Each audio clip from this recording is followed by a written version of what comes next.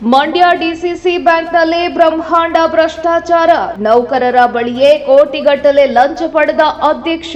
71 ಹುದ್ದೆಗಳಿಗೆ 30 ರಿಂದ 50 ಲಕ್ಷಕ್ಕೆ ಡಿಮ್ಯಾಂಡ್. ಡಿಸಿಸಿ ಬ್ಯಾಂಕ್ ಅಧ್ಯಕ್ಷನ ವಿರುದ್ಧ ಡಾಕ್ಟರ್ ರವೀಂದ್ರ ಆರೋಪ. 61 ಬ್ರಾಂಚ್ ಹೊಂದಿರುವ ಮಂಡ್ಯ ಡಿಸಿಸಿ ಬ್ಯಾಂಕ್ 417 ಮಂದಿ ನೌಕರರು ಡಿಸಿಸಿ ಬ್ಯಾಂಕ್ನಲ್ಲಿ ಕಾರ್ಯನಿರ್ವಹಣೆ. ಡಿಸಿಸಿ ಬ್ಯಾಂಕ್ ನೌಕರರ ರಕ್ತ ಹಿರ್ತಾ ಇರುವ ಮ್ಯಾನೇಜ್ಮೆಂಟ್.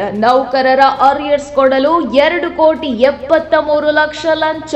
2,73 ಲಕ್ಷ ಡ್ರಾ ಮಾಡಿಸಿ ಲಂಚ ಪಡೆದ ಆರೋಪ. ಒಂದೇ ದಿನ 2,73 ಲಕ್ಷ ಡ್ರಾ ಮಾಡಿದ ನೌಕರರು. 14 ಕೋಟಿ ಡಿಸಿಸಿ ಬ್ಯಾಂಕ್ ಲಾಭ ಮಾಡಿದ್ರೂ ಬೋನಸ್ ನೀಡಿಲ್ಲ. ನೌಕರರ ಅಸೋಸಿಯೇಷನ್ಗೆ ಪರ್ಯಾಯ ಅಸೋಸಿಯೇಷನ್ ಅನರ್ಹ ಮಾಡಿದ ಕೋರ್ಟ್. ಬ್ಯಾಂಕ್ ಡಿಜಿಟಲ್ ಆದ್ರೂ 71 ಪೋಸ್ಟ್ಗೆ ಅರ್ಜಿ ಆಹ್ವಾನ. ಒಂದು ಹುದ್ದೆಗೆ 30 ರಿಂದ 50 ಲಕ್ಷ ರೇಟ್ ಫಿಕ್ಸ್ ಆಗಿದೆ. ಡಿಸಿಸಿ ಬ್ಯಾಂಕ್ ಅಧ್ಯಕ್ಷನ ವಿರುದ್ಧ ಡಾಕ್ಟರ್ ರವೀಂದ್ರ ಆರೋಪ. ಗಂಭೀರ ಆರೋಪ ಮಾಡಿದ ಡಾಕ್ಟರ್ ರವೀಂದ್ರ ಅಧ್ಯಕ್ಷನ ವಿರುದ್ಧ ಕ್ರಮ ಕೈಗೊಳ್ಳಲು ಸಚಿವರಿಗೆ ಆಗ್ರಹ. ಮಂಡ್ಯ ಡಿಸಿಸಿ ಬ್ಯಾಂಕ್ ಅನ್ನೋ ಇಶ್ಯೂ ಬರ್ತಿದ್ದಂಗೆ Mandya district cooperative bank 61 branch ಇದೆ, ಇನ್ಕ್ಲೂಡಿಂಗ್ ದ ಹೆಡ್ ಕ್ವಾರ್ಟರ್ಸ್. ಮಂಡ್ಯದಲ್ಲಿ 60 ಡಿಸಿಸಿ ಬ್ಯಾಂಕ್ ಬ್ರಾಂಚ್ಗಳಿದ್ದಾವೆ, ಒಂದು ಹೆಡ್ ಕ್ವಾರ್ಟರ್ಸ್, ಒಟ್ಟು ಸೇರಿ 61 ಬ್ರಾಂಚ್ ಇದೆ. 417 ಜನ ಎಂಪ್ಲಾಯೀಸ್ ಅಲ್ಲಿ ವರ್ಕ್ ಮಾಡ್ತಿದ್ದಾರೆ. ಇದು ಬೇಸಿಕ್ ಡಾಟಾ. ಈಗ ನಾನು ಈ ವಿಷಯ ಯಾಕೆ ಮಾತಾಡ್ತಿದ್ದೀನಿ ಅಂತಂದ್ರೆ, ಅಲ್ಲಿ ನಡೀತಿರುವಂತಹ ಭ್ರಷ್ಟಾಚಾರಕ್ಕೆ ಸಂಬಂಧಪಟ್ಟಂತೆ ಮಾತಾಡೋದಕ್ಕೆ ಕೊಟ್ಟಿದ್ದೀನಿ ನಾನು. ಈ 417 ಜನ ಎಂಪ್ಲಾಯೀಸ್ದು ಬಹಳ ಸರಳವಾಗಿ ನಾನು ಶುರು ಮಾಡ್ತಿದ್ದೀನಿ. ರೇಟ್ ಆಫ್ ಇಂಟ್ರೆಸ್ಟ್ ಇತ್ತಲ್ಲ, ಯಾವುದಕ್ಕೆ ವೆಹಿಕಲ್ ಲೋನ್ ತಗೊಳ್ಳೋದಕ್ಕೆ, ಹೌಸಿಂಗ್ ಲೋನ್ ತಗೊಳ್ಳೋದಕ್ಕೆ, ಇದೆಲ್ಲದು ಏನ್ ರೇಟ್ ಆಫ್ ಇಂಟ್ರೆಸ್ಟ್ ಇತ್ತೋ ಅದರಲ್ಲಿ ಎಂಪ್ಲಾಯೀಸ್ಗಳಿಗೆ ಯಾವಾಗಲೂ ಕೂಡ ಒಂದು ಲಿಬರ್ಟಿ ಇರುತ್ತೆ. ಅವ್ರಿಗೆ ಆದಂತ ಒಂದು ಕಡಿಮೆ ಪ್ರಮಾಣದಲ್ಲಿ ಕೊಡುವಂತದ್ದಿರುತ್ತೆ. ಅದರಲ್ಲಿ 2% ಜಾಸ್ತಿ ಮಾಡಿ ಈ ಎಂಪ್ಲಾಯೀಸ್ಗಳ ಹಿತನ ದಿಕ್ಕು ಕೆಡಿಸುವಂತಹ ಪ್ರಯತ್ನ ಇವ್ರು ಮಾಡಿದ್ದಾರೆ. ಇದಾದ್ಮೇಲೆ ಫಾರ್ ದ ಫಸ್ಟ್ ಟೈಮ್ 6 ತಿಂಗಳು ಅರಿಯರ್ಸ್ ಡಿನೈ ಮಾಡಿದ್ದಾರೆ. ಅರಿಯರ್ಸ್ ಕೊಡಬೇಕಾಗಿತ್ತು. 6th ಪೇ ಕಮಿಷನ್ ಇಂಪ್ಲಿಮೆಂಟ್ ಮಾಡಾದ್ಮೇಲೆ 7th ಪೇ ಕಮಿಷನ್ ಅನ್ನ ಇಂಪ್ಲಿಮೆಂಟ್ ಮಾಡಾದ್ಮೇಲೆ ಅರಿಯರ್ಸ್ ಕೊಡೋ ವಿಚಾರ ಏನಿತ್ತು ಅದರಲ್ಲಿ ಅರಿಯರ್ಸ್ ಅಲ್ಲಿ ಡಿಎ ಡಿನೈ ಮಾಡಿದ್ದಾರೆ. ಇಂಟ್ರಿಯಂ ರಿಲೀಫ್ ಅಂತ ಏನ್ ಕೊಡಬೇಕಾಗಿತ್ತು 16th ಮೇ 2024 ಮೇ 16ನೇ ತಾರೀಕು 2024ರಿಂದ ಈಚೆಗೆ 13 ತಿಂಗಳುಗಳಷ್ಟು ಅರಿಯರ್ಸ್ ಅವರು ಕೊಡಬೇಕಾಗಿತ್ತು.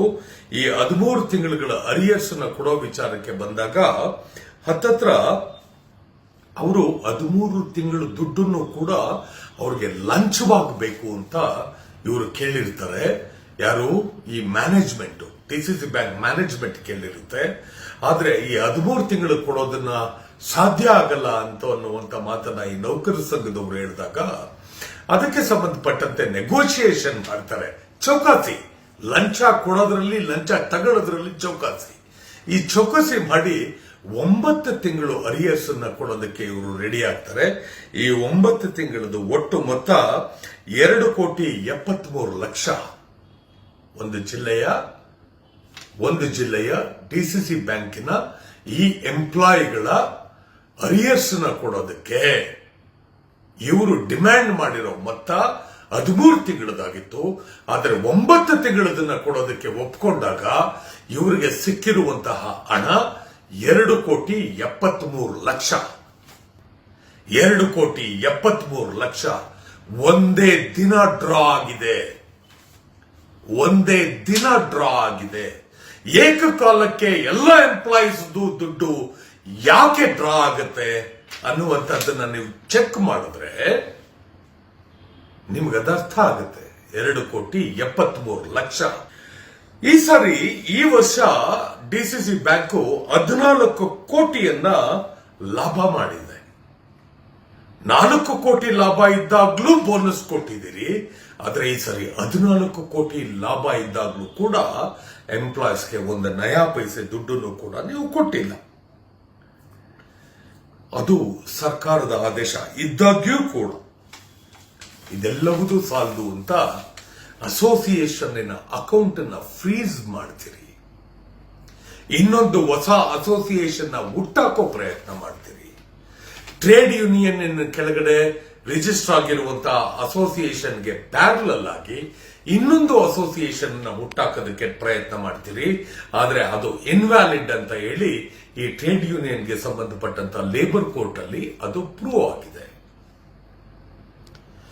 ಮ್ಯಾನ್ಯುಯಲ್ ಆಗಿ ವರ್ಕ್ ಮಾಡ್ತಿದ್ದುವಂತಹ ಸಂದರ್ಭದಲ್ಲಿ ಈ 417 ಜನ ಎಂಪ್ಲಾಯೀಸ್ ಏನಿದಾರೋ ಇವರೇ ಕೆಲಸ ಮಾಡ್ತಾ ಇದ್ದಾಗ ನೀವೀಗ ಹೊಸದಾಗಿ 71 ಪೋಸ್ಟ್ಗಳಿಗೆ ನೀವು ಕಾಲ್ಫರ್ ಮಾಡಿದಿರಿ.